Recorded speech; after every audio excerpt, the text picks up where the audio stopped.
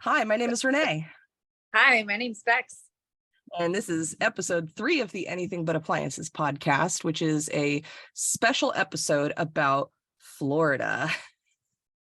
So Becky and I both went to Florida. I went from the 16th to the 28th or something like that, and you were kind of in the middle. You were like the 17th. To the 24th, 25th, Yeah, 25th. something like that. So they overlapped. Yeah. So we went to Florida and we planned our trips at the same time because Becky was already going to go to Books, Gowns, and Crowns. So you want to explain what that is?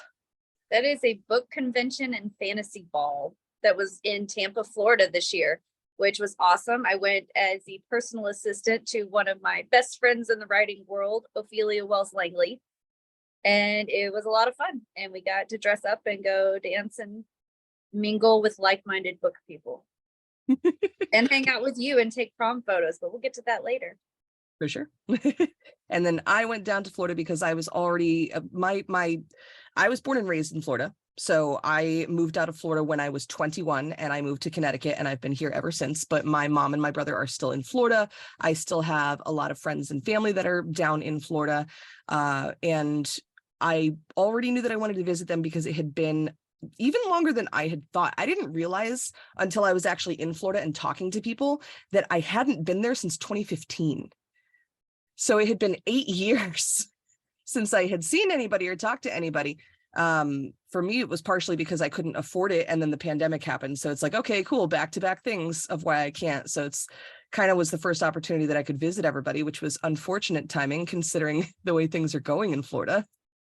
But I definitely didn't want to wait any longer and figured that if Bex was already going to be in Florida anyway, and I was already going to go to Florida, that I might as well just plan my trip around hers. So that's what we wound up doing. And it was very bittersweet. We had fun. We had a lot of fun and we did a lot of really fun things.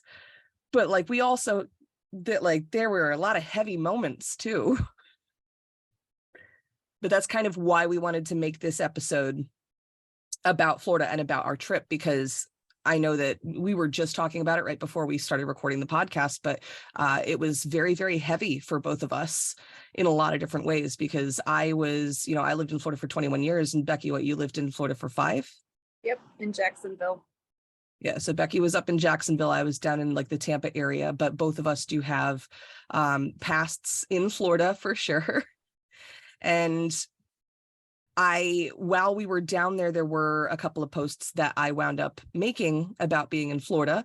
And one thing I did definitely want to talk about too, just on the podcast in general, because I know that people were concerned for me when I was posting when I was in Florida, because I went live a couple of times. I posted a couple of things and they were like, oh, be careful, don't post about where you are. I'm like, yeah, I know. First of all, I'm not going to say, hey, I'm on vacation if my house is completely empty. My partner was home. Right. Same. I had people that were just like, you need to make sure that people don't know that your house is empty while you're gone. I'm like, it's not though. So we're good. My favorites was the people that were like, oh, looks like you're having so much fun. I hate for that to be ruined when you get home and your house is robbed. It's like, go away. Stop that. Exactly. No. So we're adults. We're in our mid-30s. We done this before. And I want to bring it up on the podcast because some people are not aware, and I very much understand that these people had good intentions. However, the way that they went about it was exceptionally rude, because it wasn't just like, hey, maybe don't post that, for safety reasons. It was like what you just said, like, oh, your house is going to get broken into. It was just rude. Yeah. I can't with some people. I don't get it. But every time that I went live, I made sure that my camera was posting in a direction that everything behind me was exceptionally plain and boring. Every background that I had, it could be any house in Tampa. It didn't have to be the one I was in. You couldn't tell. Yeah, for sure. We've definitely done this before. We know how to be safe adults in an internet world. We grew up with it. We were in the ASL chat rooms back in the day when we've got this. I still have friends from back in that, like that day, like that I talked to when I was like 30. It was not safe. That was not safe. We don't do that. Oh, let's do that. But even like the videos that I posted of inside the Airbnbs, I didn't post them until we had left. Like Yeah. any details inside, I don't post that until we're gone, because I'm very well aware of the fact that if you just pop a screenshot of that into like a Google image search, if it's close enough to the interior design of the stock photos, or not the stock photos, but like the listing photos of that Airbnb, people can figure it out. Like I'm aware that people can do that. I know that people, like I understand how that works. And we did go to 2 different Airbnbs, which was a little bit confusing, because I did, while I was still in Florida, I was posting some stuff from like inside my Airbnb, but we had already checked out of that one. Because what we did, so we had and this was something that like I think a lot of people didn't really understand, and I didn't want to explain it while I was still on vacation, because that's another thing that I was being smart about. I was like, I'm not going to tell everyone my travel plans. I'm not going to tell everybody that I'm going to be in 2 Airbnbs and why. I didn't even tell anybody the dates that we were in Florida until literally now, until after we're back. That's kind of the only time that I said the exact dates. Or if I said my own dates, I at least never said yours. Yeah. I was very conscious of that.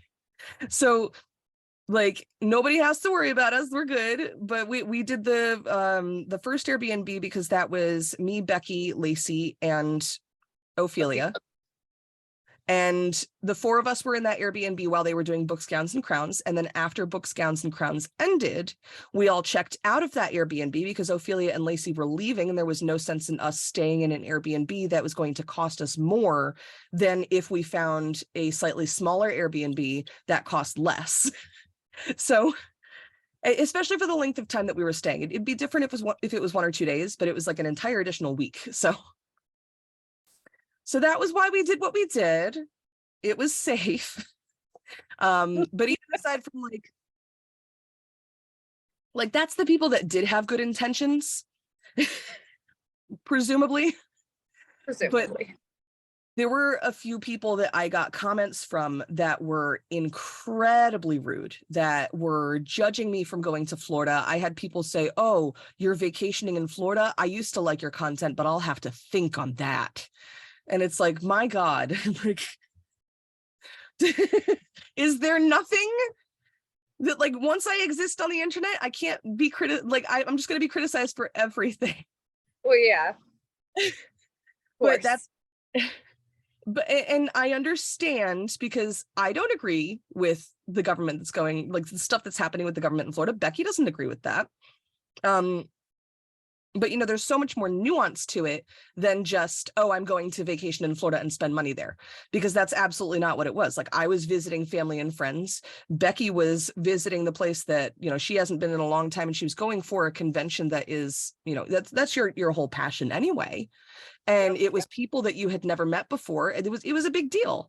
And I think what a lot of people see when they see my TikTok and my social media stuff is they think of me not as a person, but as a brand. So they see Renae the Appliance Repair Tech, the brand, going to Florida. And to them, that's like, this brand supports hate. Yeah. It's like, have you watched my content? For like you're crossing a picket line or something. It really is. And that's what drives me crazy about it, though, is that I know so many people that are also getting judged for going to Florida, when at the end of the day, you don't know somebody's backstory. You don't know their reasons for visiting Florida. My family and my friends there, I don't know if it's going to be safe to visit them in the next few months or the next few years. I genuinely don't know. And like, I'm a bisexual woman, and I have a shaved, like, dyed, I look very alternative. So like, going to Florida was, like a little bit scary for me. The only reason why I was confident enough to go is because I know that I have a support system down there. I don't think that I would have stayed down there as long if I didn't have as many family and friends, though. Because having that support system and knowing that I have people to fall back on if the shit hits the fan is good. Yeah. But that's why we wanted to make this episode 3, because Becky and I talked about it. We've been talking about it all week since we got back. And it's like, this is we just need to sit down and talk about this, because this is something that people need to hear. They need to remember that there's people down there, can't just write off the whole state.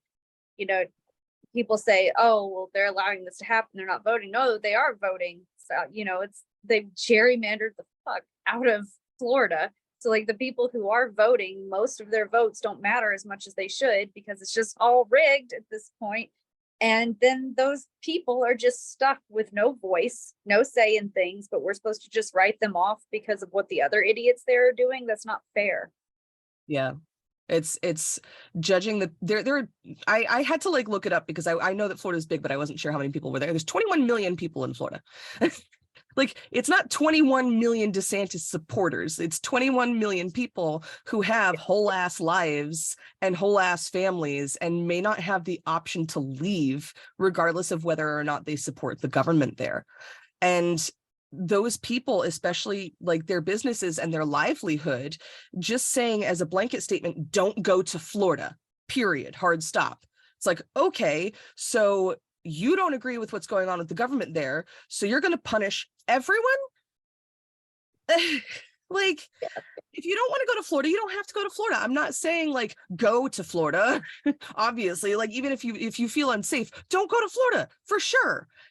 But don't judge somebody for going to Florida if you don't know. Like, if they're going to Florida to specifically go support DeSantis, that's a different story. Yeah, that's completely different. I hope they find alligators. Anyways. Yes, indeed. But so the one question that was kind of rattling around in my brain too, because I know that I had a lot of expectations and things about what going to Florida was going to be like. So like, I'm going to ask you this first and then I'll give my answer. But before we left for the trip, what did you think that the Florida trip was going to be like as compared to what it actually was while we were there? Well, I really wasn't sure. Like, you don't know how far the hate has spread. Like, I knew that Tampa is a blue area. I knew that, you know, it's a major city. So of course there's going to be some more diversity and stuff. But like, I didn't know how hateful people were going to be. I didn't know if we are going to need to be like practically like chained to our Airbnbs and having stuff delivered because it wasn't safe to go out and do anything. I didn't know, you know, as a queer woman, as a parent of a trans child, I didn't know what was going to be safe for me. Like, you know, what if I'm just out casually talking about my child with my best friend and happened to use the word transgender, you know, like, am I going to get shot or something? Like, you know, I didn't know what to expect. I really didn't. And, you know, I was hoping we're going to a blue area. I'm hoping that it's going to be okay. But like, just, I don't know. Is it just the Wild West down there now? I'm like, it's the wild South. yeah. You have the South, and then Florida is the wild South. Yes. Yes. I feel like that's even though I lived there for a lot longer than you did, and we were going to a city that I was born and raised in and around, I was definitely very conscious of the fact that I hadn't been there in so long, and I hadn't been there since you know, before the pandemic began. So I was just like, I don't know how that will have changed things. And you know, I went and visited Tori in Kentucky last year, and there were places that, you know, like I'm still masking in public spaces. You know, especially if they're like crowded. A lot of times I won't even go into crowds. It just depends on where I am and what I'm doing and how I feel like it is. I was very afraid that because when I was in Kentucky is a much redder state than Florida is in general, or it was. I don't know, we'll see. But it was a much redder state, and like nobody wore masks, and this was a year ago. And I didn't go into a whole lot of public places because I didn't really feel comfortable not masking at that point in time. I was only there for a weekend, but the one place that I did go into, I was genuinely afraid that if I wore a mask, I was going to have somebody be aggressive towards me. So I was like, I don't know if Florida's going to be like that. Yeah. And I'm just glad that it seems like for the most part, it felt a little safer than I was worried that it might. I didn't think that it was going to be, you know, a completely different thing than what it was, but I knew that it was going to be a lot less accepting and open than Connecticut. Yeah. And I will say too, after you went home because you had your Taylor Swift concert, when my mom and I went to Tarpon Springs, and just for anybody that doesn't know, Tarpon Springs is this little they have sponge docks. They actually, like, it's very Greek, exceptionally Greek culture there, and they have sponge fishing boats. So they have the Tarpon Springs sponge docks, and it's this one strip, and there's a lot of shopping, and it's a cute little Greek town. And when my mom and I were going through the shops, and just kind of like the entire trip that we were down there in general, if we were purchasing something from a business, I was trying to be conscious of whether or not it was a good business to support, which was why I had brought you to places like La France and stuff like that, because I know that those are LGBT friendly places and they're people that need our support anyway. So why not spend money with them? When my mom and I were in Tarpon Springs, there was one shop that I was browsing through, and I had a dress in my hand, and I was this close to buying the dress, and we get all the way to the back of the shop, and they have this entire corner that's pro-Trump t-shirts and hats and all sorts of merch. And one of the shirts was just like, "The silent majority supports Trump." And I'm like, okay, putting this dress back, we're not buying anything from you guys. A lot of the state is right-leaning. I know that, I'm aware of that. But you know, at the very least, I don't want to buy from a store that has it right out in the open. Even if it's back in a corner, it's there, it's available. Like, it's not hard to find. Yeah, no, no. And there are plenty of other businesses on that strip that I know are LGBT friendly. And it seemed like that strip, the businesses were more likely to have something out front that indicated which way they leaned, which was fucking wild to me. Because there were ones that were like pro-gun shirts and stuff like that. And then you'd go to the next business and they have like a rainbow. And it's like, okay, you can kind of tell which one is it. But that was what was weird though, is because Tarpon Springs is not Tampa. So it's not in the blue dot. And granted, we were in a pretty touristy strip. So most people try to kind of like stay on the fence because they're like, well, this is tourism and we want to make sure that like people buy things. But it was interesting though, seeing that shift, because I didn't really go, aside from when you and I went up a little bit north up to like Lutz and Land O'Lakes, we didn't really leave Tampa. And Tampa's like one of the slightly safer places right now. So going to Tarpon Springs, and then when my mom and I, because my mom and I went, and when we were driving back, we drove past so many churches. Like, church across the street from a church, few miles down, another church across the street from another church, like lots of churches. So I was like, oh, we're in a real red part right now. So, and I've been to Tarpon Springs plenty of times when I was younger, when I don't ever recall there being that many churches. And I don't like, so there I was at least able to certainly see a difference. And I know that you and I also like talked to a lot of people and got their perspectives on that too. But I feel like overall it wasn't as, I don't want to say it wasn't as scary and dangerous as we thought it was going to be, because it kind of was a little bit, but it was also, we were smart enough to know that Tampa is not one of the bad places, at least comparatively. Yeah. So it's weird. I feel like in terms of my expectations versus reality, it wasn't entirely what I expected, but I feel like overall I was very happy with everything went. I don't want to move to Florida ever again.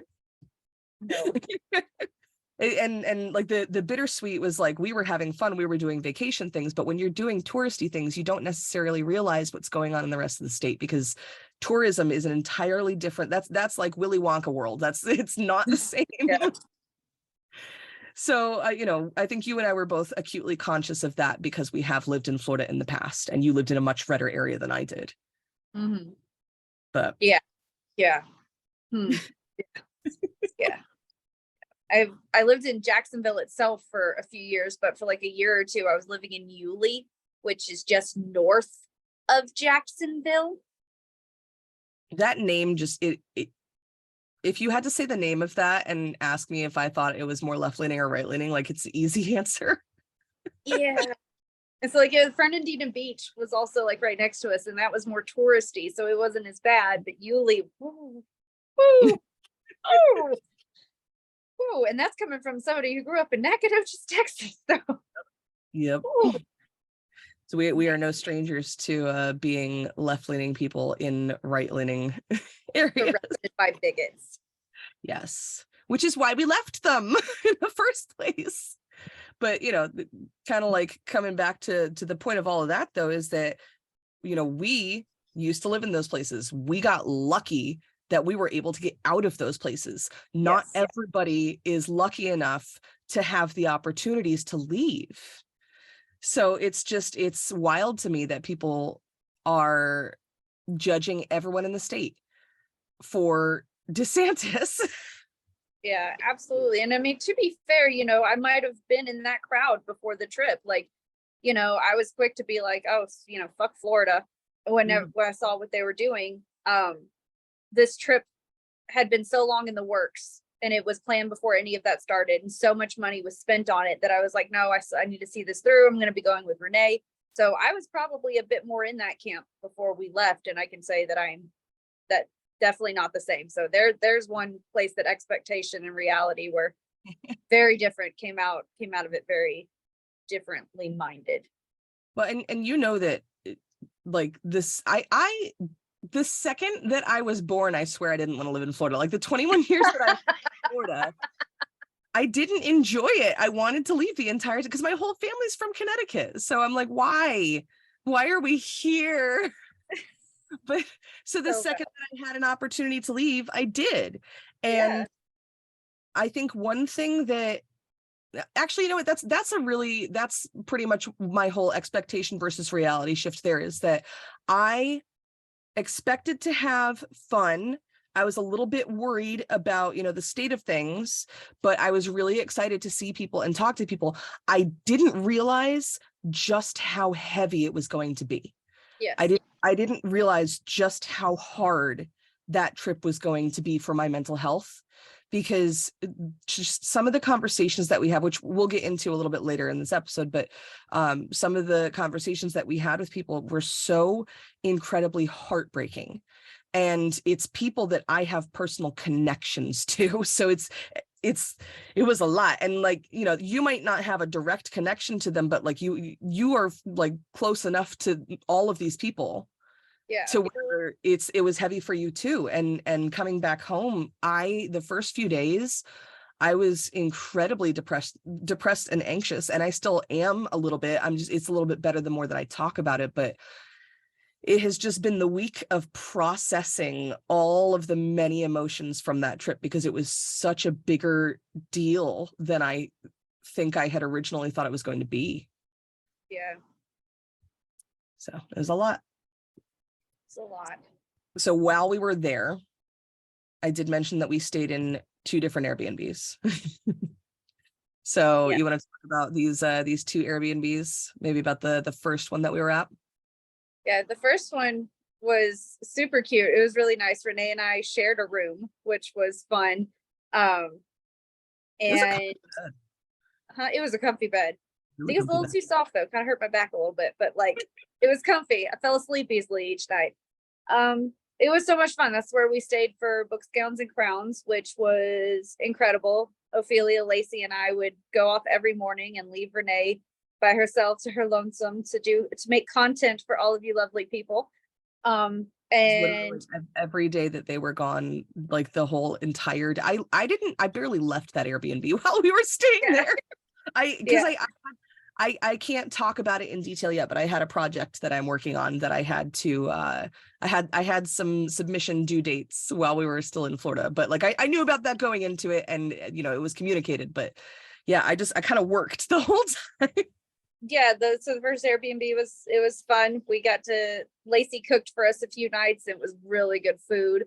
We had a Pride and Prejudice viewing party, which if you haven't seen the recap of that on TikTok or Instagram or wherever you consume your Renae media, you should probably go do that because it's chef's kiss. Look at the It was please. so funny. It was for just like the vague context. I have never seen or had never seen, nor have I ever read Pride and Prejudice.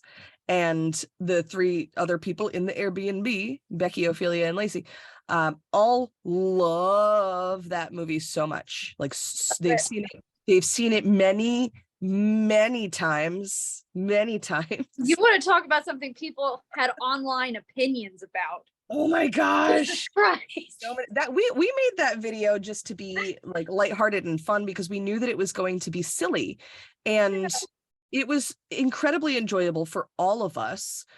We had discussed before even hitting play that, you know, what level of interaction from them was going to be okay for me to be able to enjoy the movie. So, you know, it was all consensual. That was the level of engagement that she wanted. And people, we did not have time to watch the miniseries. We love Colin Firth. We did not have that much time. So obviously we went with the 2005 beautiful adaptation. For more context, because Bex is not giving any background context to that statement. So, nope. Some of the things, so after I posted this video, and it's a really silly video, it's like the Lacey has the amazing reactions.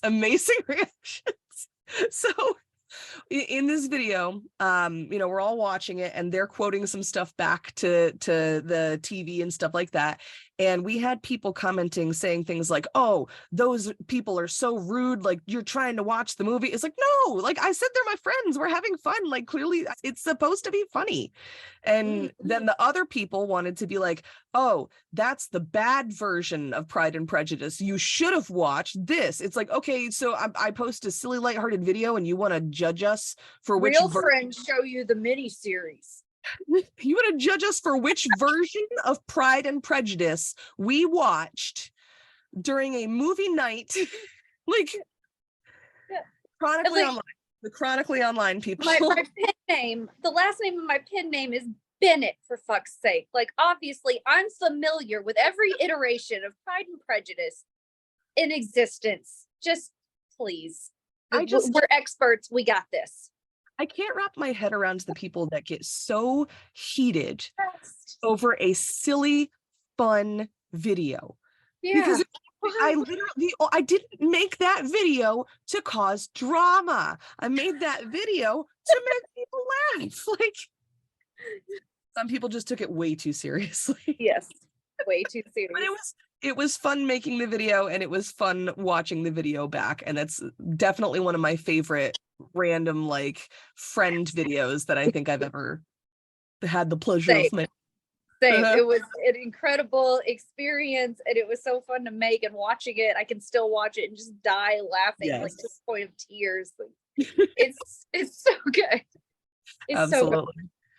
So we did the Pride and Prejudice night. We spent a lot of time just hanging out, the four of us, because the convention usually ended relatively early, but then there was one day that you guys did your gowns part of Books, Gowns, and Crowns. And the three of them, because I didn't go to this convention, I didn't go to the ball. It's just not my particular interest, which is fine. And they went and did their thing, but before they left, and they're all in their hair and makeup and everything like that, I just jumped in and I was just like, I'm just gonna be the prom mom, and you guys need to take pictures for me. And I'm like, okay, put your arms around her waist and look like you love each other. And then, well, as you guys were leaving, Becky closes the door, and the second the door closes, I open it back up and again, and I go, make good choices, and I slam the door, and I can hear the three of them like cackling as they're going out to the Uber. So funny. And you guys looked amazing, and it looked like it was so much fun. It was. That ball was a lot of fun, and they actually put a lot of effort into, like, the details. Like, the food spread was like, it was hors d'oeuvres, but it was like really cute little desserts, and they had like really nice like charcuterie spreads. It wasn't just like, you know, just like slices of meat and slices of cheese. Like, it was actually pretty prettily arranged. There were like 3 regular professional photographers with like different backdrops. And then there were 2 of the 360-degree cameras. And like, they did a good job with that part. It was a lot of fun. I danced like 2 whole songs before I ran out of spoons. It was the shining jewel of the Books, Gowns, and Crowns convention, was the gowns part. Absolutely. The gowns and the crowns. Both of those, sorry. The gowns and the crowns. And as a queer woman, a bunch of women running around in ball gowns and masks and tiaras. And I'm just like, this is incredible. Happy This Pride. This is just a feast for the eyes. Happy Pride. Happy Pride. It was a feast for the eyes. Indeed.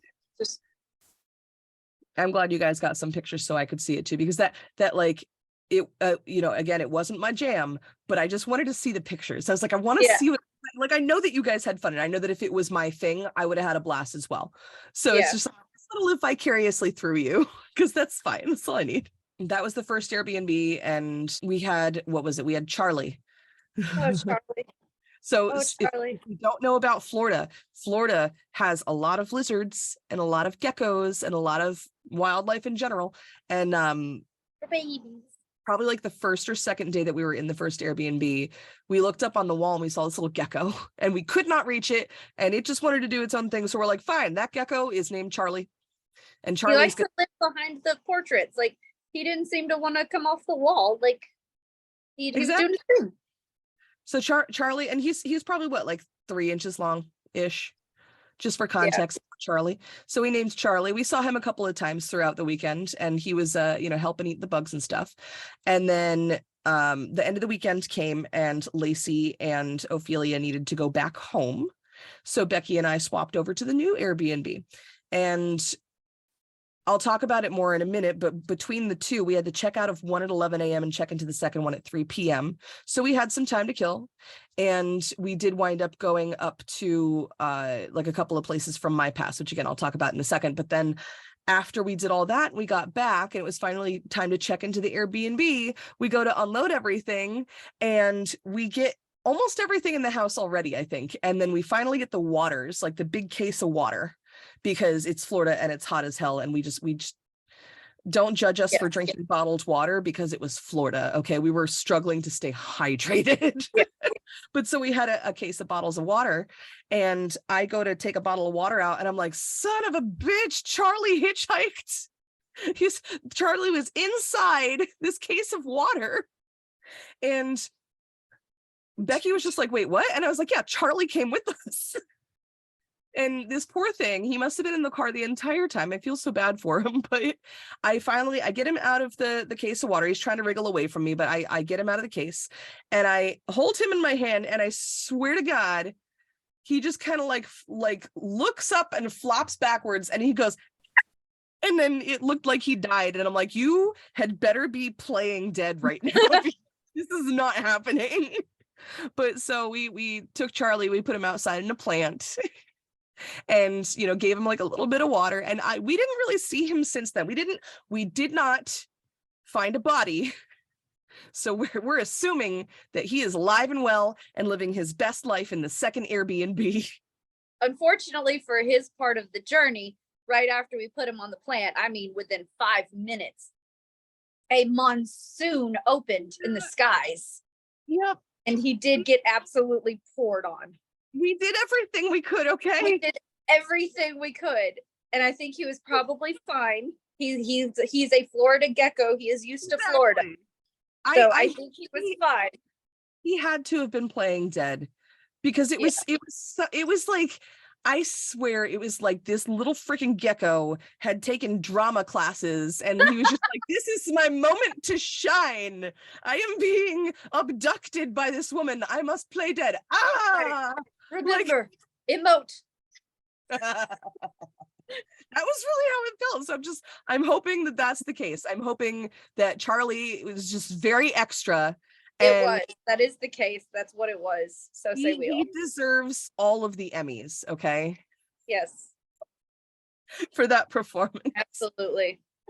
Absolutely. But the second Airbnb. Love the cabin. Thunder Cabin, which we dubbed that because like the very first day, right after, we put Charlie in the plant, it was a downpour with thunder and everything. And we were just kind of looking for music to put on. And we decided to name it Thunder Cabin playlist. So it was Thunder Cabin. And I fixed a record player. So that was a thing. It had a... Yeah, the Airbnb had a record player in it. And Renee is like, cool, I'm going to play some records. And the needle was just jumping like crazy, shooting across the surface of the record.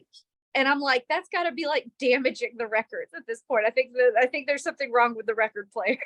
And then the next thing I know, she's fiddling with it, and then I'm hearing the Beatles.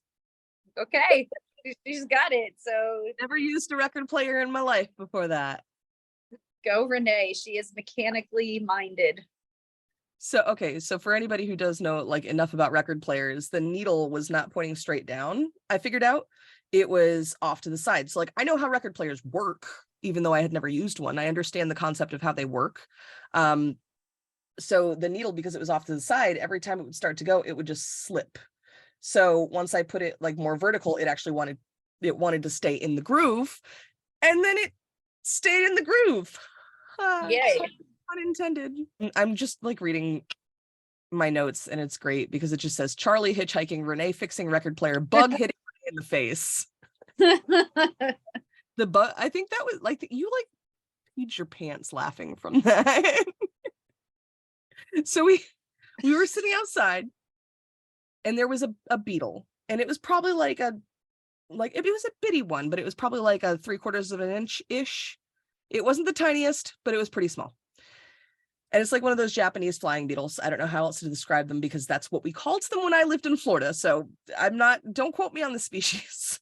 But one of those little harmless little beetles. They're not hurting anything. But where we were sitting on the back porch, we had the door closed and there was a light on inside. And this beetle kept like going to the window trying to get in. And I'm like, no, the house is for people, not for bugs. And I was just being Becky silly and talking to the beetle and saying, no, you can't go there. You can't go inside. That's the house. It's not for you. It's for people. And then eventually Becky and I get up and we go back inside, and this fucking beetle comes from nowhere. And immediately after I walk in, the beetle comes and it just hits me right in the face. So she's like dying laughing because we knew it was the same beetle. So it hits me in the face. And then it goes flying somewhere else. And I'm just like, no, it's not bugs. So like yelling at the beetle while it's hitting me in the face. And then what was it? Oh, I said, you shall not pass. It's like yelling at this beetle. And then Becky like runs to the bathroom because like, I swear you were like peeing your pants. I was about to pee my pants. If I did not race to the bathroom right then, I was going to pee my pants. Like, absolutely. It was a crisis. It was great. And then so I hear Becky like cackling from the bathroom, and I eventually see the beetle and I catch it because I'm not like one of the afraid of bugs girlies, and Becky isn't really either. Like I grab the bug and I throw it outside. I'm just like, it's like, what did I say as I threw it out? I don't know. I think I was still peeing. It was probably something along the lines of just like, no, only people, no bugs, you're not allowed in. And then I just slammed the door. Probably something like that. I probably couldn't hear it over my cackling while so peeing. That was fun. There was I feel like a little bit more wildlife in that house because trees behind that one they were magical. They were like out of a fantasy world. It was so beautiful. The trees were gorgeous. And I got a couple of pictures of that too, just so you know. Like I have once I actually get all my pictures done, then eventually you will see all of this. And I think I'm probably going to post before we release this episode, but in the second Airbnb after Becky left, I also did a photo shoot of myself. So for those who may not be aware, I am a photographer as well. And I've done self-portrait shoots. I've done photos of Becky. I've done photos of a lot of different people. But I I wanted in both Airbnbs, they were both really, really cute. And we wanted to do a photo shoot in one or the other or something. And we just wound up being so busy, we didn't have enough time. And the only time that I actually had to do a photo shoot was I was alone in the Airbnb. And I was like, well, I got nothing to do for the next few hours. And this Airbnb is really cute. And I rearranged a bunch of the furniture to make it look even cuter. And then I did a photo shoot of myself. So I'm those are going to be posted probably before this episode. And it's a little bit pride themed. So I'm stoked about that too. Becky's seen one photo from it. Just the one. It's so good. I'm really excited. I'm still working on them, but I'm very excited for those.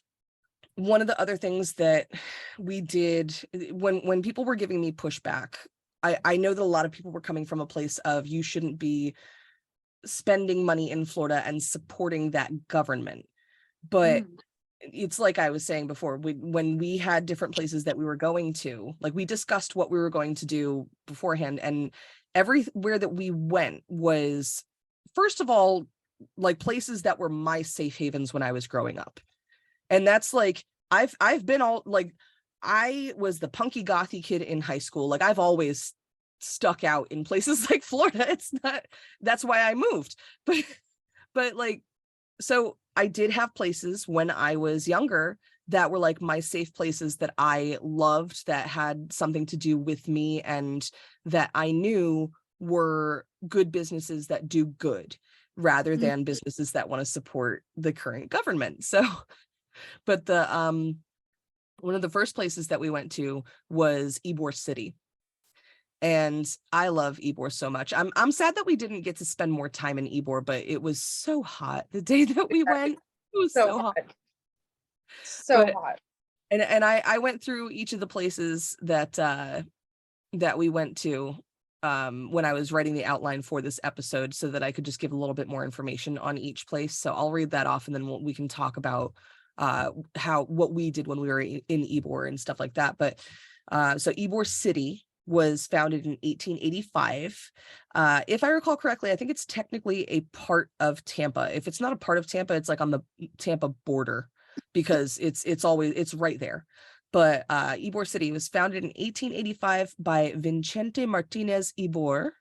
And it says on their Wikipedia page, Ybor City was unique in the American South as a successful town almost entirely populated and owned by immigrants, which I've always thought was really, really cool. And they had a really strong Cuban community there.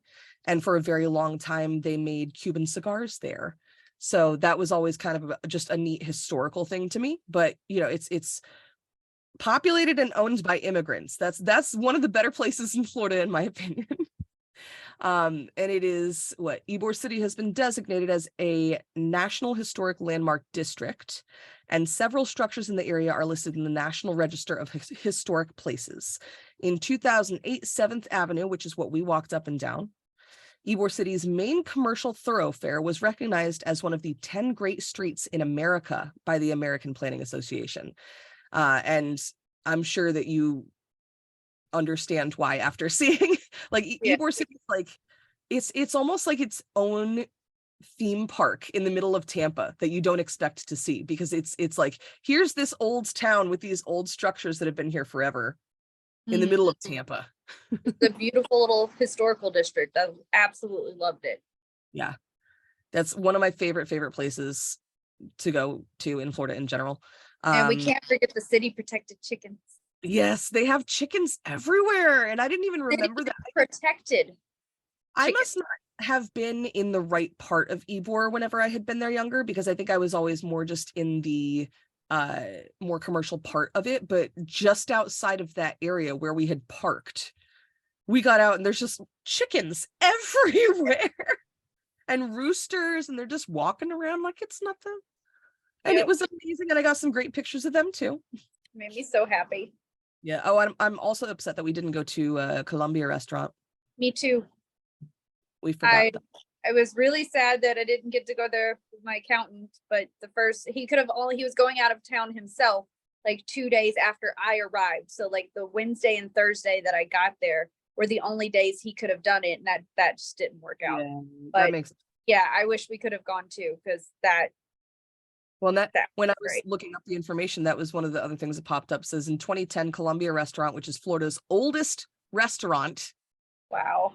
wild, was named a top 50 all-American icon by Nation's Restaurant News magazine.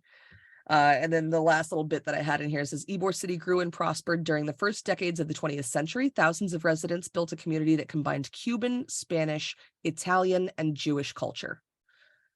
And that's just like that, all those little blurbs, like that's the best way to describe just how amazing Ybor City is. And you can never really describe it. You really have to see it in person, but it's it feels like being transported to an entirely different country.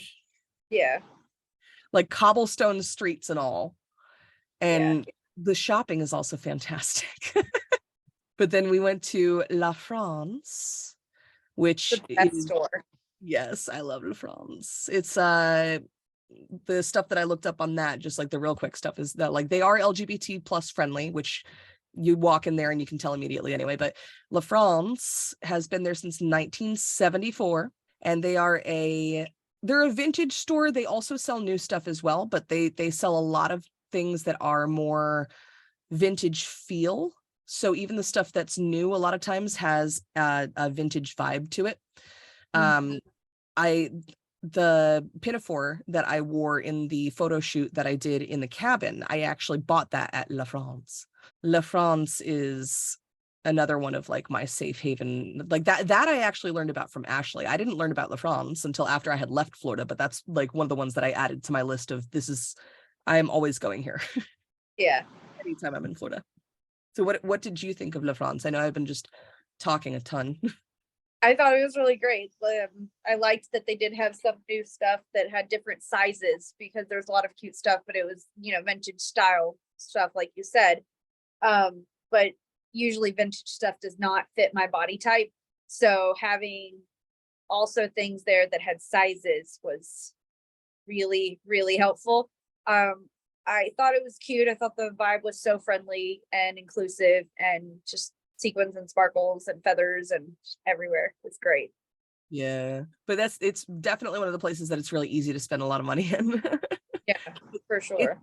they're a relatively small store overall, but they have a lot of vertical space. It's a very tall store, so Yeah, they like hang things from the ceiling, and they have it on like shelves, and it's one of those places that even if you have no money to spend, you could spend the entire day in there just looking at everything. yeah, And I love that. I love when a business not only sells products that are like really cool, but they put a lot of work into the way that their store looks, and the store just kind of like feels like its own entity. Like it feels like its own little home. And I didn't know that it had been there since 1974, but finding that out, I'm like, I'm not surprised. Like that's how it feels. It feels like it has been there forever. yeah. So it was really, really awesome. And I will go there anytime I'm in Florida. Same. We did Busch Gardens and Adventure Island, which Yeah. once upon a time back in the day, I was a face painter at Busch Gardens for all of 10 months in 2010. That was the last job that I had before I moved to Connecticut. And I do want to point out that every single shop in Busch Gardens and Adventure Island had a Pride section. Oh, That wait, was one of the touristy places that we dumped a lot of money into, I but did not that plan this. I had did Pride not merch. plan this. So pretty. So for anybody who might be listening and not watching, I'm holding up one of those like foldable, unfoldable fans, and it was Busch Gardens Pride line of these. That's a pretty pastel rainbow.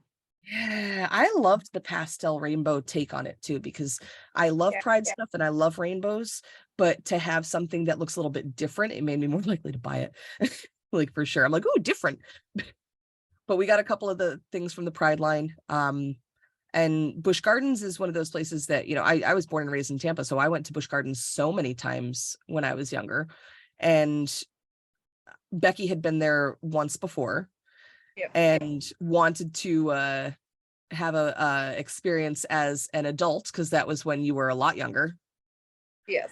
But we had a really great time. We had a really great day. Busch Gardens, if you don't know, because I didn't really fully describe anything about that. Busch Gardens is a theme park. So Busch Gardens is a theme park. It's a theme park, but it's also a zoo, and they have like just as many animal things as they do rides. More And so, I'd say probably. yeah, it's a ton. And I knew that Busch Gardens did like good stuff in general, but for the podcast, I wanted to look into a little bit more. So what I had found is that there was a website that says Busch Gardens is AZA accredited, it's the Association of Zoos and Aquariums, which is the highest accreditation a zoo or similar organization can achieve. So they said this means that Busch Gardens provides stellar care for its animals in terms of medicine, husbandry, and welfare. So that in and of itself, it's like, okay, if you treat the animals well and people recognize that you treat the animals well, I am all about that.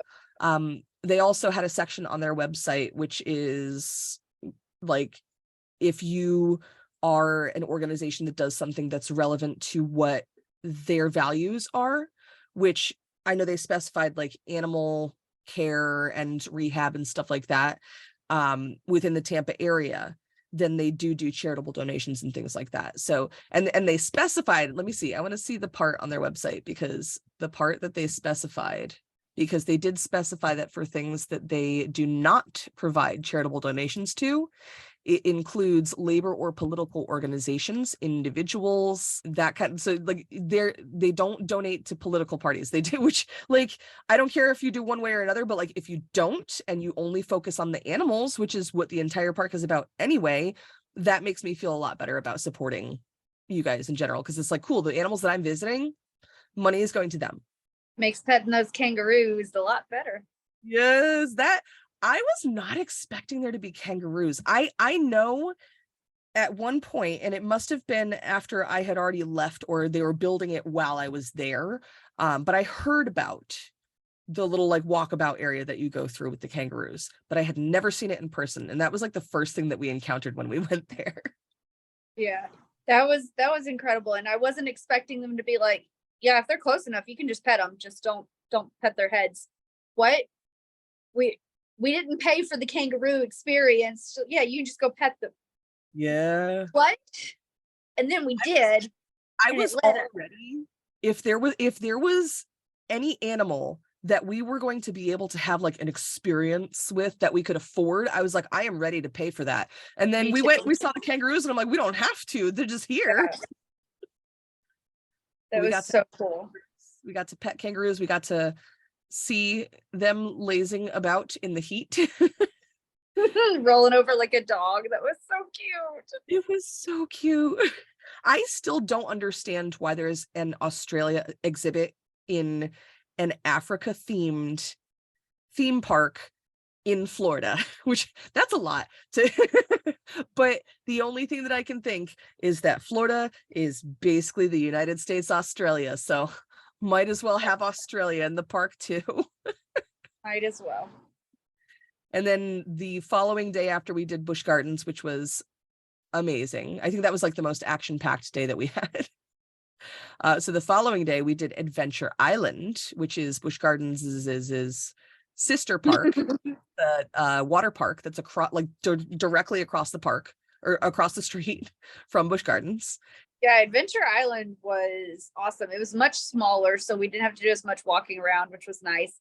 And we decided to splurge since we were doing a treat yourselves trip a little bit, and enjoying not being absolutely dirt poor as adults on a trip. Tax returns. Yes, because tax returns. So we were like, you know what? Let's do the cabana this time. And we did the cabana, and that was incredible. And we went on the lazy river, which is my favorite activity to do in the entire world. We went on a few slides, and then we were attacked by the sky. Yes. The best way I can sum that up. You're not wrong. No. Being from Florida and Becky having experience from Florida, we knew that afternoon showers were a thing. So that was the other ridiculous thing, was that the comments on those videos, there were so many people who live in Florida I'm assuming they live in Florida, or they may have just visited. I don't know, but they were very rude about that too. They were commenting and they're just like, well, that's just an afternoon shower. It's just going to be gone. Like, duh. So Not used to I am Florida. aware. I am aware how the Yeah. afternoon showers in Florida work. As someone who lived there for 21 Yeah. years, I am aware. They're And like, oh, your friend carrying around a lightning magnet because I was carrying an umbrella. Because what they didn't hear or see was the clip of me saying, if I start to feel funny, I'm dropping this motherfucker. Like, we were aware. We're not morons. We have been in thunderstorms before. I wasn't just wandering around the parking lot with an umbrella going la-di-da-di-da-di-da-di-da. but we I should be was trying to keep the camera safe. We've been in Florida thunderstorms. Yes. But Yes. there was somebody else too that, like, I was wearing the rain jacket and someone was just like, oh, Floridians don't wear rain jackets because they get too hot and sticky. And I'm just like, motherfucker, I am a former Floridian, which was why I was smart enough to know that I needed to pack a rain jacket. Like, Yeah. hello. And honestly, we prepared really, really well because we went from the cabana. So when we were in the cabana, first we went to the cabana when it started raining. And first thing that we did was look up the radar on our phones because we are smart. Yes. So we could see, and we waited it out for like 10-15 minutes before we checked the radar because we're like, okay, give it a second, see if it passes. And it wasn't passing and it was getting worse. So that was when we looked it up on the radar and we saw that the radar was like for the next like 4 or 5 hours it was going to be raining. So we're like, well, there's only 2 more hours that this park is left open right now, so I guess we gotta go. So once we figured that out, that was when we put on the rain jacket. We just changed out of our swim clothes and stuff like that, put on the rain jackets, grabbed the umbrella, and we made it from the cabana eventually to the parking lot and to the car mostly dry. Like, we got damp, but we didn't get soaked. We weren't like soaked head to toe like you would have been had you not had an umbrella and a rain jacket, because we were prepared, and we didn't get struck by lightning. Although apparently a transformer right around the corner did get struck by lightning. Because in one of my videos, I'm like, we hear sirens, we saw lightning, and then we hear sirens. And I guess somebody commented later on and said, yeah, I looked that up, and there was a lightning strike that hit one of the transformers there. It's like, oh, okay. At least I was justified in my concern. That tracks. Yeah. But that was Adventure Island, it was quite the adventure. It was indeed, lived up to the name. Adventures were had. For real. See, I thought us, almost having asthma attacks, getting the tubes to the top of the slides was going to be the adventure of the day. Little did I know. And it was still fun. I'm still sad though that we didn't get to like do the other half of the park because there were other rides and flumes and things like that separate from the lazy river, but it is what it is. I still think that we got our money's worth with everything, so I'm happy about that. We did. And we'll just have to go to Lake Compounce a lot this summer to make up for it. Exactly. But so we with Busch Gardens and Adventure Island, we knew that we were supporting companies that, at the end of the day, there is no ethical consumption under capitalism, as we all know, but you can at least try your best. You can make decisions that are going to be better for the individuals rather than the corporations. That's Airbnbs. That's part of the reason why I wanted to do an Airbnb rather than a hotel, because I know that Airbnb receives a large chunk of that. And I know that like the people that are renting it out aren't the ones that are getting the majority of the money. Like, I understand all of that. But at the end of the day, at least some of that money is going, like the larger percentage of that money is going to the individual than it would have if we stayed at a hotel. Yep, absolutely. And that just makes me feel a little bit better. I know that Airbnb is not the best company in the world. I understand all of that. But again, no ethical consumption under capitalism. What do you want us to do? We stay in a hotel, more of that money is probably lining DeSantis's pocket.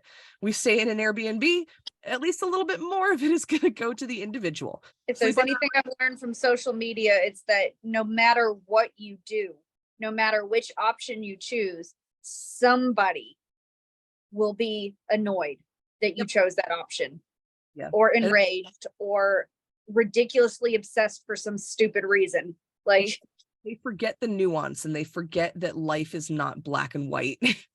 Yes. And it's like you do what you can, and that's all you can do. Yep. And then other places that I went to another place that was kind of one of my safe havens after you had gone home, which is a place called Sound Exchange. So Sound Exchange is a record shop that has been there. I say record shop. They have like records, CDs, cassettes. They have audio equipment. They have VHS tapes. They've expanded to a lot of other things too. They also they had a section that, Becky, I am so sorry that you weren't able to come with me. They had vintage paper. So they had all sorts of different things. They had vintage Playboy magazines. They had vintage advertisements, vintage like magazine cutouts. They had vintage food and vegetable labels that they put like on a piece of cardboard and like framed it. Like it was cool. You'd love it. So we'll go there next time, I promise. But Sound Exchange was one of those places. What the reason why they're called Sound Exchange is because you go there and you trade in your old CDs and old vinyls and stuff, and you get credit from them that you can shop in the store. So that was how I got a lot of my music collection was from Sound Exchange, because I would buy a bunch of used stuff. And like, I can remember like one of my favorite bands is Billy Talent. And Becky, I know you probably don't know who they are, and you probably wouldn't like them anyway, but Billy Talent has been one of my favorite bands for a very long time. And the very first album that I ever owned of theirs, I don't remember the title of the album, but I know that I got it as a used CD from Sound Exchange, and it actually had stamped on it, it was just like, this is a demo copy, it's not meant for like public distribution. And I thought that was the coolest fucking thing. Yeah. I was like, oh, it's special. But That like, is that's so cool. yeah, it's a real niche. Like, when I was in there, I talked to one of the guys that works there, and all I bought was a t-shirt, because I looked at the stuff and I'm like, I can't bring vinyl home on the plane. That's a lot of weight. Why I'm glad you went without me, because Yeah. Trust me, I wanted to buy so much more than I did, but I resisted, and I got a t-shirt from them. And I was talking to the guy that worked there, and I was like, I'm honestly really, really glad that you guys are still here, because I used to live here. The last time I was in this store was like 15 years ago. And I said to the guy too, I was like, once upon a time, for like a few months, I used to work at FYE. And FYE, for those unaware, was another record store, but much more commercial. So I said to this guy, I was like, I used to work for FYE, and I love the fact that FYE, as far as I know, has gone out of business. I can't find them anymore, but you guys are still here. I was like, that's really awesome. I love that.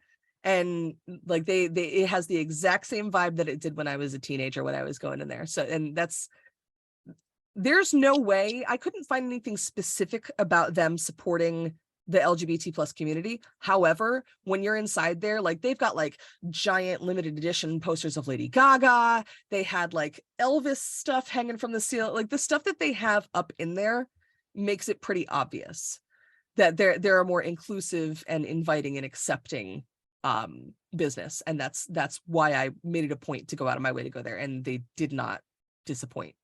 Yeah.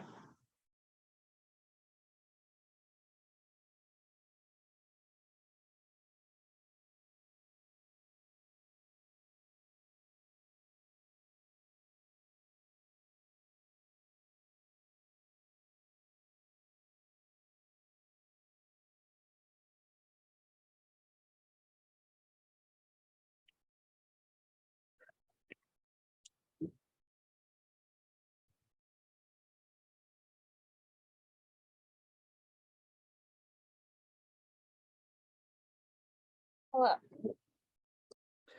If anybody's wondering, we took a quick break because we had to pee, because we're humans. So if there's a jump, that's why, because we have ADHD and we don't plan very well for things. We just decided to pee. So we're back.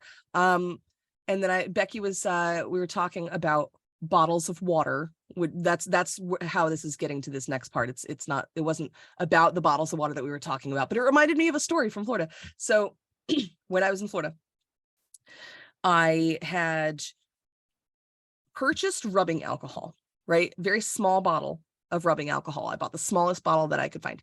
And then before we left the second Airbnb, before I left, like the day before I was leaving, I had my mom and my brother come over because what happened was we had this big grocery shopping trip at the very beginning of the first Airbnb, and that was for 4 people.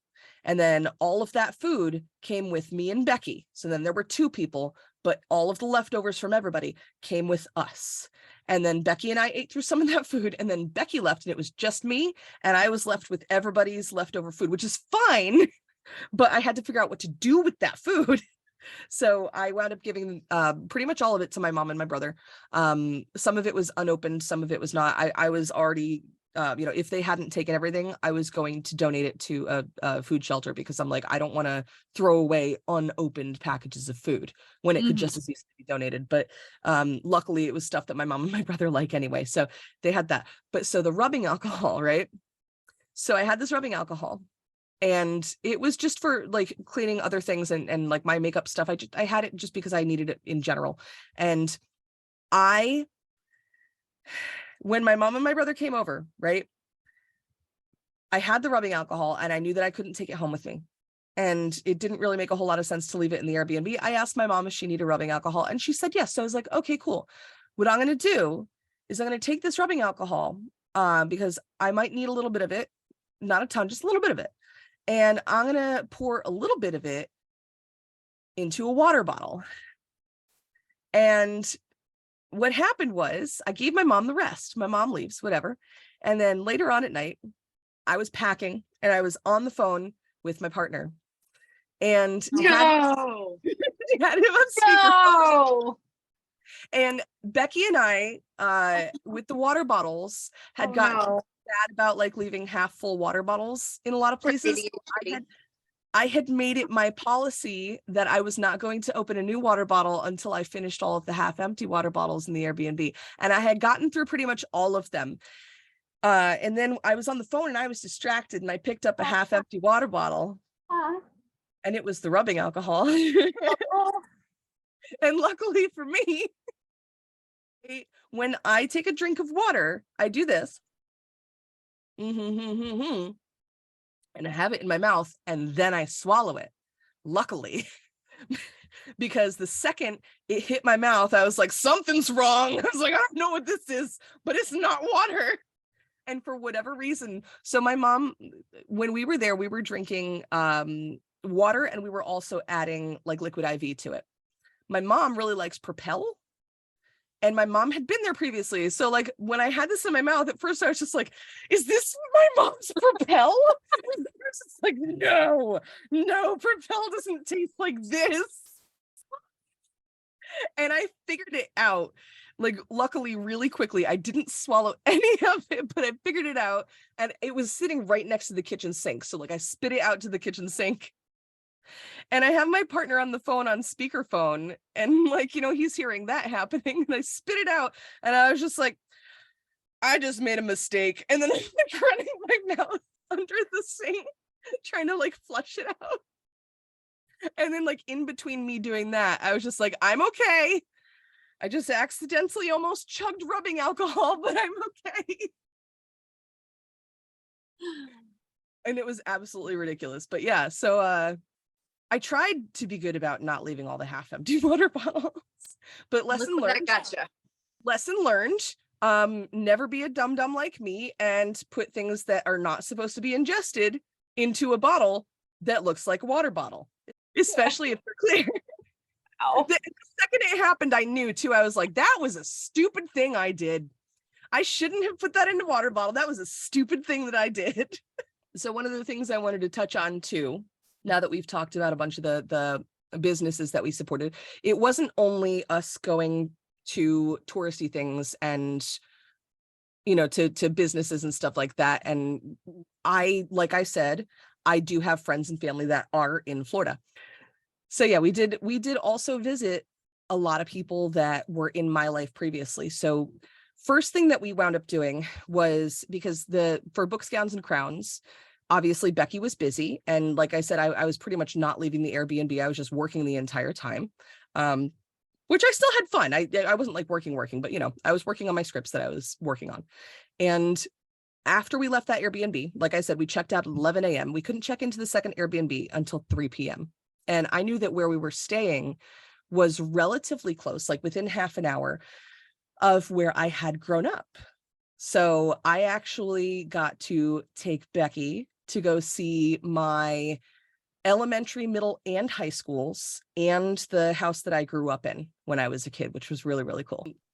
So we went and saw my schools. We went and saw the house that I grew up in, and I enjoy doing that anyway because I'm I'm addicted to nostalgia. It's a problem. Me too, for some But so reason. so we got to see my schools, which is really cool because that's one of the things that I don't know how any of that is going to change in the next few months or years. I don't know if I'm ever going to be able to see a lot of those places again. Which is what people don't think about when they're judging somebody for visiting Florida. It's like, yeah, maybe I want to say goodbye because I don't know if it's going to be the last time or not. So, and it's one thing for my friends and family that they can't really get out of the state to begin with anyway, but like the places that I grew up, I don't know what that's going to look like. I don't know what's going to happen with that. I don't know if like in the next 5-10 years, schools are going to be so incredibly locked down that we can't even drive in front of them like we did. Like, I don't know. So it was nice being able to do that. But even aside from all of that, it was really, really great just being able to show you, my best friend, where I grew up, because Yeah. I've never been able to do that with anybody before. So it was really, really cool. Yeah, that was awesome. Something I would love to do with you sometime, but that would require us going to Texas, and I don't see that happening. So Yeah, sorry. yeah, it is what it is. Yeah. But we also we got to visit with my mom and my brother, which was really cool. My mom has lived in Florida, I think since the 80s, I'm pretty sure. And she's one of the people that doesn't really want to live in Florida anymore, does not agree with the government, the politics, all that stuff, but she doesn't have the option to leave. She, at this point in her life, is retired, and her income is based off what she was making when she was working in Florida. So it's a fixed income. And if she moves to another state, it's still fixed. It's still like, so she can't afford to move anywhere else because Florida was a lot cheaper than a lot of other places. The prices are going up even. And, people think of Florida as an expensive place for the beachy areas, but once you're out of there, a lot of it is a lot less expensive, or at least it used to be. And talking to people now, that's not even really the case, but they're not getting paid as much. So they're not getting paid anymore, but the cost of living has increased. Yeah. Florida. So, my mom doesn't have the option to get out, and she wants to. She would love to move to Connecticut. She doesn't have the option to, and that is absolutely heartbreaking for me. I would love to be able to just fly her up here, but I can't afford to do any of that. So it was nice to be able to visit her and like see where she lives and stuff, because I had not even seen the place that she lives right now, because she moved there.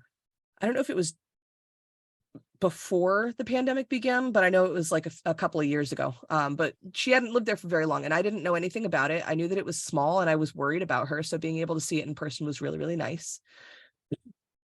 And then being able to talk to my brother, who I'm not going to name the company that he works for, but the company that he works for is pretty exclusive to Florida, and he's worked for them for a very long time. So he's building a career, and he can't just up and leave. He would have to start over from scratch if he was in a whole different state, and he doesn't really have a support system anywhere except for Connecticut. And I don't think he wants to live in Connecticut. And, he's got a partner, so he's got a whole life down there too. That's where a lot of the nuance comes in, is that people forget about the fact that it's all these individual lives, and it's so much more complicated than just, well, if you don't like it, leave. It's not that easy. Yeah, they don't stop and think. Like, if each person that said that actually was like, okay, if that was happening to me right now and I wanted to just up and leave, what would I have to do that? And then they would start to realize that there are so many obstacles in the way to doing that, and it's not feasible. And for most people can't just up and move. And it's coming from a real place of privilege that people are saying that. Yes. Well, and it's unfortunately too, because Florida is one of the states that people do get paid a lot less. It is a lot harder to find work, mostly just because of how overpopulated the state is. Work is few and far between. That's one of the main reasons why I moved out of Florida, was Mhm. because yeah, I was a face painter at Busch Gardens. They were giving me 10 hours a week, and that was all that they could offer. I didn't have a car. I was borrowing my mom's car. I was living with my mom. Like, I didn't have the money to live on my own. The only reason that I got out of Florida is because the majority of my family is up in Connecticut, and I was given the opportunity to move in with them. And I took it because I knew that if I stayed in Florida, my life was not going to go anywhere. And it's still, to this day, the best decision I've ever made in my life was moving out of Florida. But I got exceptionally lucky, because most people don't have that opportunity. Most people don't have a support system like that. And when you're moving from a state like Florida, that, at least back when I moved, the cost of living was a lot lower, which meant that you got paid a lot less. Yep. I mean, When, I when had you're to moving, join the military to get out of Texas. Like so yeah, I understand. yeah. My only way out was literally, my only choice that I had was Air Force or Navy. Which one do I pick? Because there's no other way out of here. None, zero. We lived 5 miles outside of town and I didn't have a car. Like if Yep. there was no, so like I couldn't have just up and moved. I literally had to sign my life away to the US government to get away. So yeah, it's not that easy to just I only go. just recently learned that about you too. I didn't realize that that was the reason why you had joined the military, but like, knowing that now, it explains a lot more about your personality and how you got it. I'm glad that you were able to get out too, but that's what people don't really get, is like, we can sit here and say, yeah, I'm from Florida and now I live in Connecticut, and it sounds like it's all like nice and packaged up in a bow and everything, but it wasn't easy, and we got very lucky. Yeah. And most people that are stuck in Florida, they don't have any way of getting out. And even if they save and save and save and save, the cost of a dollar isn't worth as much there as it is in most other places. So just for example, like with my mom has this fixed income. If she moved anywhere, Yeah. she wouldn't be able to afford the cost of living. And that's ridiculous to me, but welcome to America. Mhm. Uh, but yeah, and then we also, we caught up with my mom and my brother, and I also got to have dinner with my brother and my mom on my brother's birthday, which was really, really cool, because I haven't seen my brother on his birthday in, I don't even know how long. And I don't even, the last time that the three of us were together was 2017. So it was a long time, quite a few years. And then I also did get to visit with my cousin as well. Just, like, speaking of more of my family, I got to visit with my cousin and her daughter, and really, really awesome seeing them. They're definitely like more left-leaning members of my family. Because I don't talk to a whole lot of my extended family. It is what it is. But um talking to my cousin was really, really, aside from being great, it was very enlightening as well, because uh their family can't leave Florida because they own a business that is very specific to Florida. I'm trying not to, dox anybody, especially. So Yeah. I'm going to keep it relatively vague, but the type of business that they have, it can only be done in the South, basically. It's construction related. So it's a very specific type of construction stuff that the only way that they'd be able to leave Florida is either they have to sell the business, which is not easy. Selling a business in general is a lot of work. That's very difficult. But not only would they have to do that, they could either sell the business, or they could move to another place where that business could also work. But that's like a lateral move. It's not it's not doing anything for them, and then they'd be Yeah. moving away from family. So it doesn't make sense for them to leave, but even if they wanted to, it's not easy. It's really not easy. And then you and I got to have coffee with my high school AP English teacher, which was the coolest thing. Yeah, I that's I'm great. still upset. I'm so upset at myself that I didn't get a photo with him, because I wanted to get a photo with him. And if he's listening to this, I hope he knows that I wanted to get a picture so bad and I completely forgot because I was just like so excited about being there and talking with him. But so my high school English teacher though is a gay Jewish man living in Florida. Like that's hard. And he's a teacher at high school. Like that's hard. But we had really, really great conversations with him about what it's like at the schools and everything like that. And I'm not going to speak on his experience or anything like that. I don't need to go into all the details of all the things that he said to us. But the one thing that really, really struck me was he's been a teacher at this high school for a couple of decades, and he only has a few years left until he can retire. And he said to us, he doesn't know if he's going to make it that long. And just hearing that, like, he was the person that I was able to turn to in high school if I ever felt like I needed a safe place. It was his classroom. And I know how many people he's helped over the years because he even like helped me. And I didn't have any major crises when I was in high school. Like, I had high school drama and stuff like that, but I didn't have any major crises. But even then, I know that he's helped a lot of students through a lot of shit. And I know how good of a human he is. And to know that this career that I know he has always put his heart and soul into, he's one of those teachers that that it's his passion to teach and he truly enjoys it. And to see how defeated he is was so hard.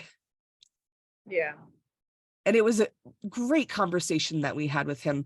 And the two of you guys got along so well because they, like, Becky and my teacher are both really into Greek mythology, and they're both writers, and they just had everything to talk about. And I knew that they were going to get along, but just like to see them talk back and forth was absolutely amazing for me. So like we had great conversations, but like, it's peppered with that heaviness of knowing that it's so different from when I was even in high school. And even when I was in high school, I went to a high school that was like rednecky high school. It wasn't as open and accepting as it could be anyway, but knowing how much worse it is now is just so sad. Yeah. And he's another person that even like he can't leave. He's got 2 decades at this school, and if he goes anywhere else, he loses all of that. Yeah. It's just a lot of nuance, a lot of things that people don't think about. We also visited one of my best friends since the 6th grade, who is friends with Becky. Not as close, obviously. You haven't known her for as long, but still very close with Becky too. I would definitely consider her a good friend, but not like she's one of your best friends. I would consider her a good friend of mine. Yeah. Love her. Absolutely love her. You had only met her once in person previously, though. Yep. So yeah. But so we got to hang out with her for a little bit, which was awesome. Went to a really, really great poke place. Yeah, food was so good. Do you remember the name of that place? Fishbowl. Fishbowl? The Fishbowl. The Fishbowl. So it's the Fishbowl, and that's in Lutz, I believe, if anybody isn't. I remember that, but it was very good. Excellent. They were also very open-minded kind of place and very welcoming, and felt like a nice, safe place. And I know that my friend who brought us there really, really loves it. And I was just happy that there was a place that has poke that's even better than what I have here. It's so good. But yeah, and even with her, we had some really heavy conversations about how everything was. So that was why I think this trip was so difficult. Was we knew that we were coming to Florida for vacation, and we knew the state of everything in Florida. We knew what it was like, but actually physically being there and talking face to face with the people who live there, who are not happy about the current state of politics and government in Florida, but they do not have the option to leave. That, I think, is what is missing from the conversation a lot of times when people are talking about don't go to Florida, don't support Florida, and like telling people to basically abandon it. It's like to me at this point, it feels like you're saying, hey, DeSantis is evil, abandon all of the people in Florida. And yeah. I don't know that that would have been my perspective before we left for the trip, but it's not to say that I would have said like, fuck that whole state, but I also like, I never liked living in Florida.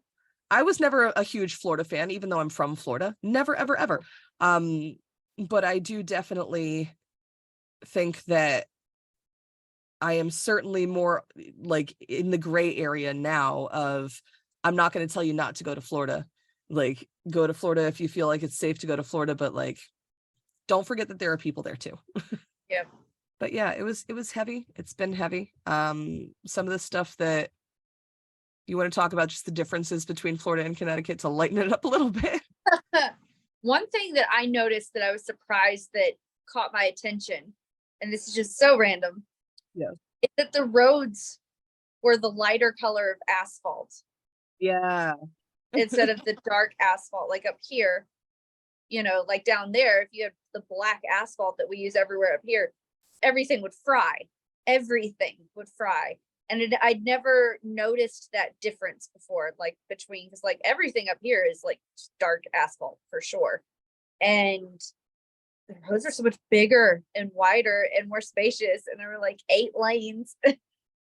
But they weren't that much more spacious because there's so many more people there, and that's why they have to be that wide. I wasn't driving most of the time, so that's, I didn't notice the traffic as much because I wasn't the one driving. I was trying to explain this to my partner. Like in Connecticut, a lot of times we'll have like a 4-way intersection of 2 pretty busy roads. And the pretty busy roads, like these are like relatively big roads in Connecticut. It'll be like a divided highway that has 2 lanes on either side. So it's 4 lanes wide, basically. And then that'll go with another one that's a divided. So it's, pretty big intersection. Florida, it's like 3 or 4 on each side. So it's like 6 to 8 lanes wide. And then you'll have an intersection of those 2 giant roads. And it's just like, holy shit, this is huge. Yeah. But then you see how many vehicles there are and you're like, oh yeah, you guys got a lot more people here. Whole lot more people, much bigger state. A lot more bugs too. Yes. I mean, I don't often get hit in the face by a beetle in Connecticut. So what else? We had a big ol' spider, which I think I said it was a wolf spider in the TikToks that I posted about it. I think I have been corrected. I think it was a huntsman. Yeah. Which I'm used to, like huntsmen, they look very similar, but from what I could tell after I was looking more into it, because when I lived in Florida, I just called them all wolf spiders because it didn't matter. There were so many of them, it didn't matter. It doesn't matter. They're there or they're not. It doesn't matter what we call them. But I think the big difference, and I'm not going to get like too detailed for people who have like arachnophobia, but huntsmen are a little bit bigger.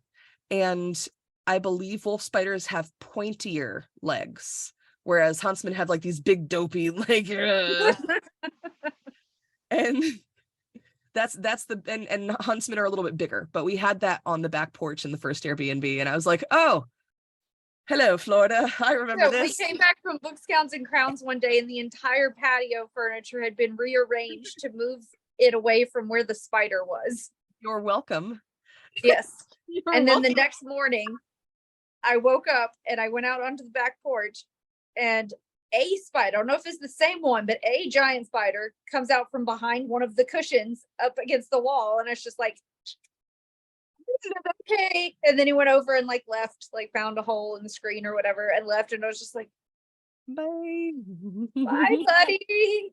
Just staring in horror, not knowing what to do. Like, I'm not afraid of spiders, but I also like don't love spiders. On you. I was just watching from a distance, like, I've got my eye on you. Like, part of me is like picturing him like leaping off the wall, doing a 180 in the air and coming for me. Like I was like 6 feet away. I was fine, but I was just watching. I'm just like keeping an eye on you, buddy. Well, and most times that we were out there, like the spiders, I don't know how many, but they were usually like up high on a wall. So like more or less out of reach for us. And they mostly stayed in one spot the whole time. So it's like they didn't move while we were out there. It's like, okay, I can keep an eye on you. You can keep however many eyes on me and we're good. Yes, they were very considerate spiders. Yeah. Very respectful. Surprising for Florida. I don't think of a whole lot of things as considerate and respectful there. The bugs are. The bugs are more considerate and respectful than many of the people. Not all of the people. Many of the people, though. When you said the people, it reminded me of more people that I interacted with that I hadn't really talked about. And that was all of the Uber drivers that I took getting to and from Books, Gowns, and Crowns. Yeah. They were almost every single one was a person of color, and they were all so nice. It was a complex mess getting in and out of the fairgrounds half the time. And every single one of them was just so kind, so understanding and patient with us, and, pleasant to talk to. Like, it was great. It was great to interact with more diverse people and get to help them, because I know that a lot of them are stuck down there. And so it was nice to be able to help them in the way that they're making their money to try and survive down there. And just, in the Uber Eats, or not Uber Eats, whichever app we used for food delivery and stuff, like it was really great getting to interact with more people. Yeah. And, we didn't go that many places so that weren't touristy. And so that was how I got most of my interaction with people, was Uber drivers and delivery drivers. And just the people were so great. Like, I didn't deal with any jerks. I didn't deal with any bigots. I dealt with wonderful, diverse people who were in a bad situation. Yeah. Because of their that I think is a lot. Like, Tampa is very much a melting pot. And I think that's a big part of the reason why it's more of like a blue dot in a red state. Yeah. But yeah, Tampa is a blue dot in a red state for sure. And I feel like that shows a lot in the people. And one of the bigger differences that I noticed too, and I know that you noticed as well, is that being in Connecticut, it's not as racially diverse here. No. In Florida, much more racially diverse. And granted, that's, talking about Tampa. But Tampa is very much a melting pot. There's a lot of different cultures in Tampa, which I've always loved. Yeah. But what was really, really sad for me to see is that there was also a lot more poverty. Yeah. Like, so much more poverty in Florida. There were so many more people who were unhoused, and it was just heartbreaking to see how the people in Florida are like crammed into Florida like sardines. Like, you drive around for half an hour and you could still be in a neighborhood. Yeah. Like, we did that at one point where I was just like, we're still in this neighborhood because there's so many people. So developed. There's so many people, and just like, even with all of the overdevelopment, there's still no space for anybody. Yeah. And, a lot of these, diverse people that we're talking about, if they left the cities, and went out to the middle of nowhere where it's cheaper to live, they're going to receive a lot of hate. Yeah. And they shouldn't have to subject themselves to that just to find affordable housing. Like, it's such a fucked system. Yeah, it's absolutely ridiculous. And I did not at all miss any of that. That's one of the reasons why I moved out, is because I knew that the system was working against me, and I knew that, like, I didn't have anywhere near as many opportunities there as I would anywhere else. But things I did miss from Florida, the first thing that I didn't even put on this list, that I am amazed that I didn't think to put it on this list, is Checkers fries. Yes, I've been and the fry batter chicken tenders. Oh my god. Yes. I've been craving that meal every single day since we've left. I'm sorry. I'm this close to buying Checkers fries in the freezer section just to get a fix. They're not as good as they are. No, fresh. they're not. They're not. But they're better than nothing. Maybe we'll see. So, had you had Checkers before you had it in Florida? Oh yeah. Okay, I couldn't remember, but I always just liked their fries. I didn't really care one way or the other for their burgers. But then having the chicken tenders, I could actually get a meal from there now that it's entirely delicious. It was perfect. Yes. So, for those who may not be aware, who may live in areas that don't have Checkers, Checkers is a fast food restaurant, sometimes in different places called Rallies, but it's the same place, and they have superior fries to any other fast food place ever. Superior. Absolutely nothing in this episode is sponsored by any company, especially Checkers. I'm just saying Checkers fries are superior. They I don't know exactly what they do, but I want to say I think they batter their fries, and the batter has like salt and pepper and like seasonings and stuff mixed into it, and then they deep fry them. They better be protecting that like it's the damn Krabby Patty formula. Like seriously, it's. But There's also, I kind of hope other people do it, so maybe I can have it appear. But yes, it's so but delicious. because of the way that they make them, not only are they like absolutely, the flavor is phenomenal. Like I can eat Checkers fries on my own, or on their own, I should say. I can eat Checkers fries on their own. I don't need to have a burger with it. I can just have the fries. I actually had their fry burger, which is a burger where they put the fries on it for you. It's amazing. But these fries, because of the way that they're cooked, they're already amazing anyway, but the inside is nice and soft and the outside is nice and crispy, and it's the perfect combination. Like delicately crispy, not like thick crispy, thin crispy, Thin crispy. flaky crispy, beautiful crispy. Yes. Oh man, this Best sucks. fries.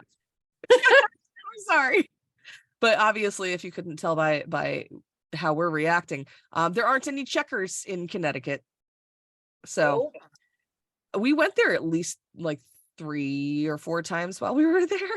At least, probably more than that. Like there were times when you would go through and I'd be like, I'm gonna order the food because I know as soon as I have a single French fry, my appetite will be reinvigorated. I'm gonna down this entire meal. Yes. That's exactly. And then okay, the I talked about the fries, but the food that Becky's talking about that's amazing too is they have chicken strips that are also battered in the fry batter, and they're amazing. So it's Checkers. The one thing that I didn't like about Checkers though, Checkers.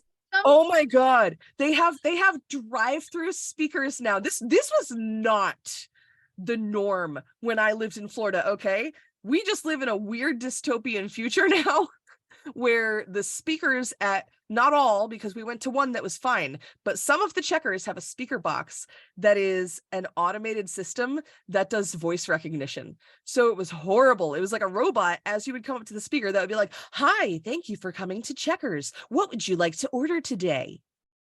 And then you would say the thing back and it'd be like, "Okay, so I got one, blah, blah, blah." Like it was creepy.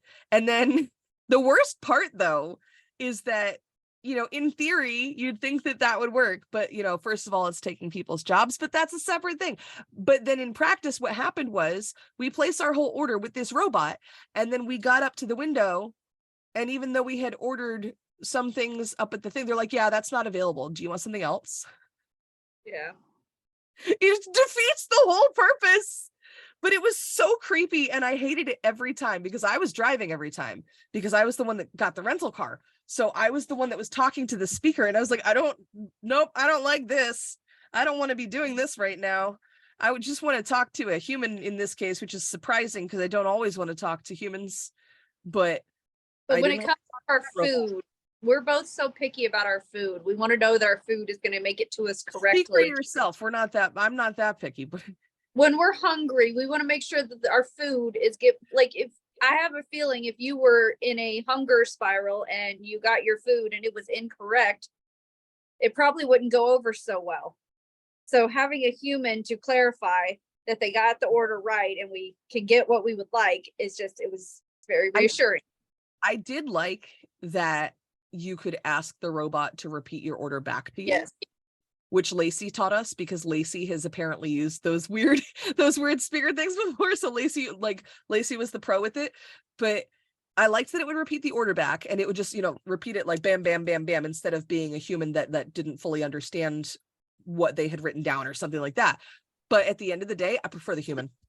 Yeah, I definitely prefer the human. It felt like a way to save some money and not pay somebody. Yeah.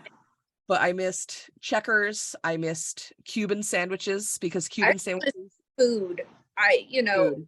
Yes. I know there's good food in Connecticut, but I live in a tiny little corner that has virtually nothing. And so to be able to order Indian food and Colombian food and stuff was incredible, especially the Colombian food. That was so good. And the Indian food was incredible. I miss having variety in my food. Our town has 1 McDonald's and 2 Dunkin' Donuts. Like, I wouldn't mind some variety. That's fair. That's absolutely fair. Because like I definitely live closer to the variety food where I am in Connecticut, but even though I have variety, you can't get a good Cuban sandwich in Connecticut No. because okay, this is the way. All right, this is the way.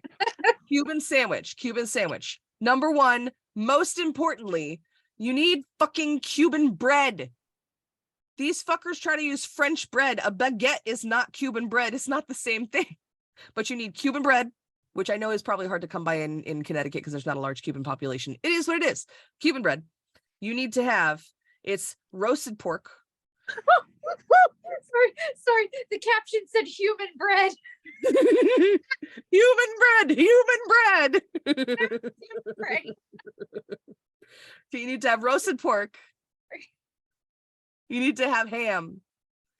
You need to have Swiss cheese, dill pickles, which you wouldn't think I would have to specify, but I have been given a Cuban with bread and butter pickles. I hate bread.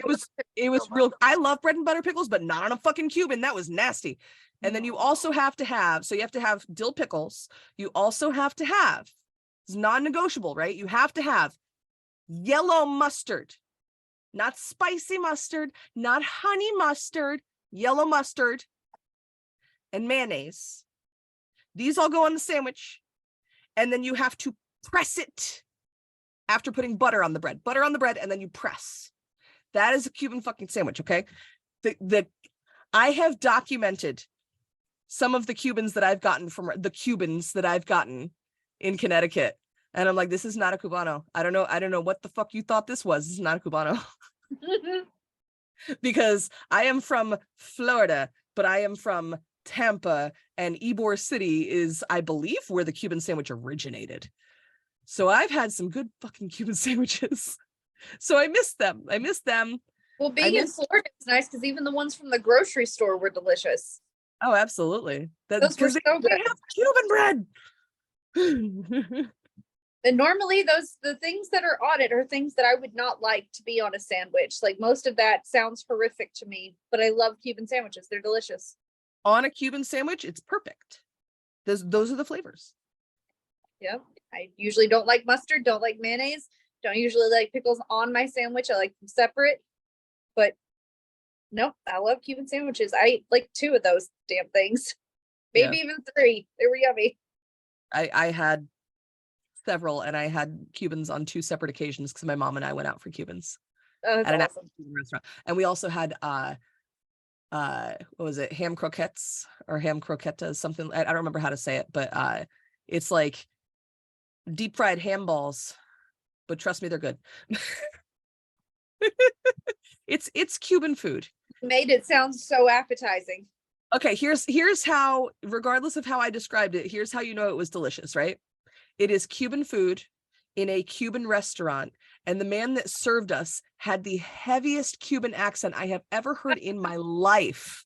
Oh, I love it. And it was amazing food. Only other thing that I mostly missed about Florida was people not panicking when they drive in the rain. Yeah. Because in Connecticut, the second you get a downpour, everyone turns their hazards on, which for the record is illegal because you're only supposed to have your hazards on when you're stopped, not when you are moving. It is a moving violation, but I'll die on this hill. I don't care. But people will turn their hazards on. They'll go really slow. They don't know how to drive in the rain in Connecticut. In Florida, we were in torrential. I was driving in like downpours so torrential that if that had happened in Connecticut, accidents everywhere. everywhere there would have been a string of them. Florida, everybody's driving like it's nothing. I didn't see a single person with their hazards on in the rain, which is how it's supposed to be. All right, so overall, our like final thoughts about this episode. We weren't sure when we were going to record episode 3. We have had a lot going on recently. Obviously I've been slacking on episode 2 because it's just, I've had so much going on. So I haven't really posted a whole lot from that aside from the actual podcast episode itself. So, you know, I did want to get some of that stuff done before we did episode 3, but then Becky and I have just been having so many conversations about Florida and our thoughts about Florida and basically everything that we discussed in this episode. And eventually at one point I was like, you know what, let's just stop talking about this and let's do a podcast episode on it, because it's stuff that we both feel like people need to hear, because it's a perspective that isn't really being talked about in the media right now. Yeah. You know, we're two left-leaning queer people who have spent some time living in Florida. And, you know, for me, I still have one foot in Florida because I still have family and friends down there. It's not like Florida is just my past and it's gone forever and I don't have to worry about it anymore. I have loved ones down there. And that's what's not really being addressed in the media. You're either seeing people supporting what's happening in Florida or completely against it and saying, fuck Florida, don't go there, don't support it, don't do anything. Yeah. We're not going to just abandon the people that we care about because they happen to be in a shitty state. Yeah, we're not going to go out of our way to support that state either. But yeah, at the same time, there are businesses that are owned by queer people for queer people a lot of times that do still exist down there. And if we say you can't support anything in Florida, their businesses are going to fail and they're not going to have anything anymore. And that just breaks my heart. Like knowing that these places that I grew up with, I don't know if they're going to survive because they are pretty openly supportive of the queer community. Actually, you know what? I want to plug a couple of places too. So La France, it's like LA space France, La France. They don't really have a website. They do have a Facebook, but you can go check them out there. It's La France Ybor, YBOR. And then soundexchangetampabay.com. So Sound Exchange is one of those things that like we can support them from afar, luckily, but you can't do that for all of these businesses. But you can go to soundexchangetampabay.com. You know, I've been a huge fan of them for a very long time. They've always been one of my safe havens, and I have some really awesome photos from my visit there that I'm going to post as well. I can't wait to see those. I will certainly be posting some of those to Instagram and Facebook, so keep an eye out for those. I have a lot of pictures of La France, so definitely look out for those because those turned out amazing. But yeah, keep an eye out for that. Regarding the podcast itself, if you have not listened to any previous episodes, this is the Anything But Appliances podcast. So our tagline is, we are two best friends talking about anything and everything except appliances. Because I am an appliance repair tech, but I don't want to talk about that all of the time. So yeah, you can actually find our podcast mostly on Spotify, but pretty much wherever podcasts are available. And if you listen to podcasts and the eyebrows, if you listen to podcasts in a place that our podcast is not available, you can email anythingbutappliances@gmail.com. I think that's our Gmail, right? You made it. Sure. So you can Pretty email. sure. And if that's not correct, you can check our website, which I know for a fact is www.anythingbutappliances.com, and it'll have our correct email on there. But you can certainly shoot us an email if you have any questions for us regarding the show, as long as it has nothing to do with appliances. And you can request us to stream the podcast elsewhere if there's another place that we can, get our RSS feed thing. I don't actually know how most of this shit works. I'm learning on the go. So if you got a place that you want us to have the podcast posted and it's not posted there yet, just send us an email. That's what I'm trying to say. We'll see what we can do. Exactly. And by we, I mean Renee. I'm the tech one. I know even less about this. I know some. I know enough so far. So far, I know enough. We'll see how that goes. But you can also follow us on TikTok, YouTube, and Facebook. Pretty much everything is at Anything But Appliances or at Anything But Appliances podcast. But yeah, that has been episode 3, our special Florida episode. My name is Renee. My name's Becks. And this is the Anything But Appliances podcast. We'll see you in episode 4. Bye.